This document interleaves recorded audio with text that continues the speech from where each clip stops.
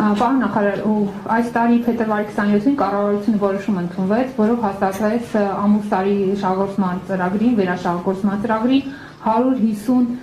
միլիոն դոլար բյուջետային երաշխիքի տրամադրումը եւ այնտեղ այն որոշման մեջ գրված էր 5 բանկի անուն, որոնցից ընդհանուր 150 միլիոն դոլար գումարի չափով ներգրավող սինդիկացիոն վարկեր կակնկալում։ Բայց այս ապրիլի 30-ին վերջին կառավարության կողմից ձեր կողմից չզեկուցվող հարցի շարքում նշված է, որ ընկերության եւ առևտրային բանկերի միջև տեղի ունեցած բանակցությունների արդյունքում փոխվել է վարկատու առևտրային բանկերի շրջանակը։ Եվ այնտեղ բյուջետային երաշխիք այդ անվանման փաստաթղթում գրված էր միայն Ամերաբանկի անվանումը, որից պետք է ներգրավի մինչև 150 միլիոն դոլար վարկ ու արդեն նշված էր սինդիկացիոն կամ ոչ սինդիկացիոն վարկ։ Խնդրում եմ այս պարզաբանեք, եթե կարելի է, եւ այս հարցի երկրորդ մասը տեսեք, մենք եվրոբոնդերի թողարկումը նախատեսել ենք թե տարեկան փոխհարուցումների ծրագրով, թե բյուջեի մասին ծրագրով։ Եվ հունվար-մարտին մեր մոտ արդեն պետական պարտքը 740 միլիոնով ավելացել է, դարձել է 13.6 միլիարդ։ Իսկ պետական բյուջեով մենք ունենք, որ այս տարվա վերջին կառավարության պարտքը պիտի լինի 13.9 միլիարդ կամ 53.4% հնարի։ Այս բյուջետային երաշխիքի տրամադրումից հետո ինչ թվի կանխատեսում, որ դուրս կգաք։ Եվ թե ես մեկ հարց իրավունք է տրվել, այս մասը չեմ կարող չասել, վերջերս IMF-ն ու World Bank-ը մեր հնայի աճի կանխատեսումը վերանայել են, սարքել են 4-4.5%։ Շատ տեղական էքսպերտներ էլ ասում են, որ կառավարության միակ հույսը 5.1% ապահովելու հնայում նշված աճը, դա ամուսարի ծրագրի շահագործումն է։ Կուզենայի լսել, ինչքանով եք դուք համաձայն Հայաստանի հետ գործընկեր միջազգային կառույցների կանխատեսումներին եւ որն է ձեր կանխատեսումը հնայի աճի մասով։ Շնորհակալություն։ Շնորհակալություն։ Իրականում երաշխիքի մասով շատ բան չունեմ ասելու, Լիդիան ընկերությունը սկզբում բանակցում էր տարբեր բանկերի հետ, հետո չեկան ընդհանուր հայտարարի երևույթին եւ վերջում երևույթին Ամերաբանկի հետ է եկել ընդհանուր հայտարարը, չեմ կարող ասել։ Ես ճիշտ ասած իրանց բանակցությունների մեջ մենք ներգրավված չենք եւ ես այդ դետալներ իրենց բանակցության դետալներին չեմ տիրապետում։ Ինչ վերաբերվում է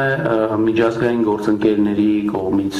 հնչեցվող գնահատականներին, մենակ IMF-ը ու Համաշխարհային բանկը չեն։ Բոլորը ըստ էության ունեն կանխատեսումներ, մենք էլ ունենք մեր կանխատեսումները։ Այդ կանխատեսումների մեջ դրված են տարբեր սցենարներ եւ տարբեր ենթադրություններ։ Այսինքն այստեղ պատկերացրեք մի մոդել է, որտեղ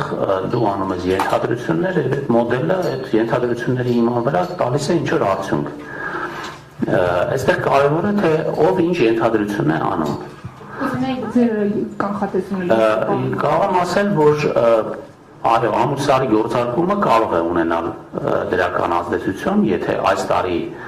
արդեն աշխատանքը սկսվի, դա կարող է որոշակիորեն մեր գնահատմամբ 0.5%-ի շրջանակներում ազդեցություն ունենալ համախառն ներքին արդյունքի աճի վրա։ Բոլորը արդեն դրա մասին խոսում են եւ մենք էլ ենք դրա մասին խոսում, որ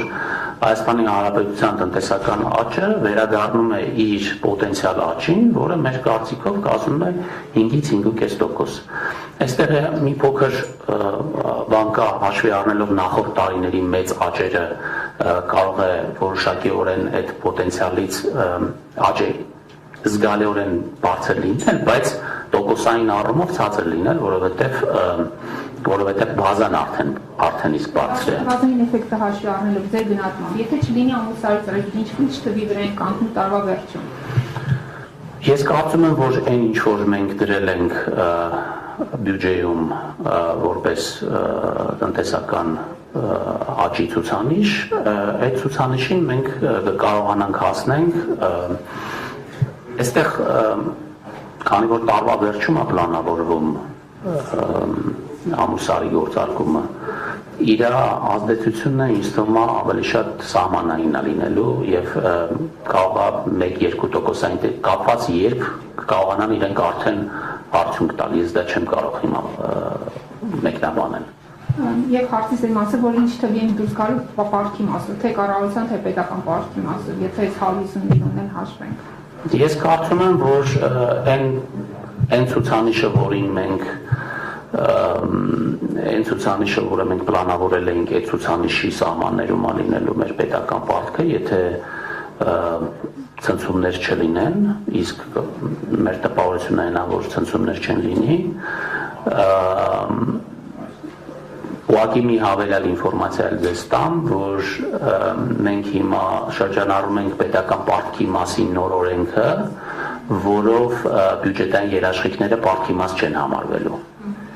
Այսինքն այն երաշխիքները, որը մենք ունենք տրամադրված, այստեղ էլ բան չկա, ֆոկուս չկա, այսպես ասած։ Այդ դա հետադարձություն ունենալու, այսինքն այս 150 միլիոնը չի ներգրավվի, Չէ, հիմա կներգրավվի, բայց երբ որ օրենքը ընդունվի, արդեն դուրս կգա դրա մեջից, որովհետև դա միջազգային ընդունված պրակտիկա է, մենք ուղղակի մեր պարտքի մասին օրենքը ուզում ենք համապատասխանեցնենք ժամանակակից աշխարհում պարտքի օրենքների սահմանումներին։